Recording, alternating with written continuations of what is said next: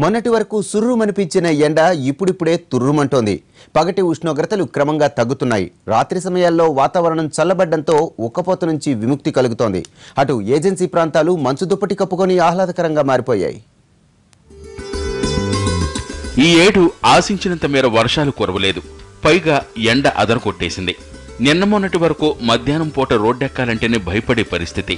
అంతలా మంటెక్కించింది ఎండ. ముఖ్యంగా కోస్తా, రాయలసీమ జిల్లాలపై సూర్య ప్రతాపం అధికంగా కనిపించింది. అయితే గడిచిన 3-4 రోజుల నుంచి పరిస్థితి కాస్త మారింది. ఉక్కపోతతో అల్లాడిపోయిన ప్రజానీకం సేద తీరుతోంది.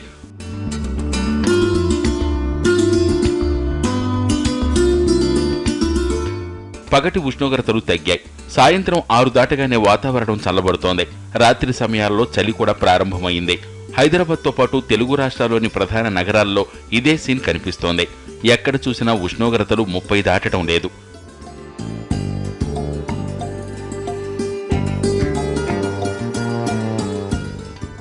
ఇక ఏజెన్సీ ప్రాంతాల విషయానికొస్తే వాతావరణం ఆహ్లాదకరంగా మారింది. విశాఖ మన్యం మంచు దుప్పటి కప్పుకుని సందర్శకుల్ని రమ్మని ఆహ్వానిస్తోంది.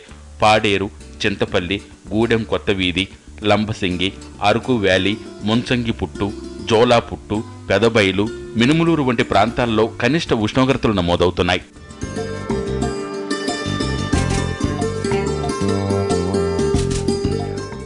మంచు తీవ్రత కూడా అధికంగా ఉంది. ఉదయం 10 గంటలు దాటితేనే గాని మంచు తెరలు తొలగటం లేదు.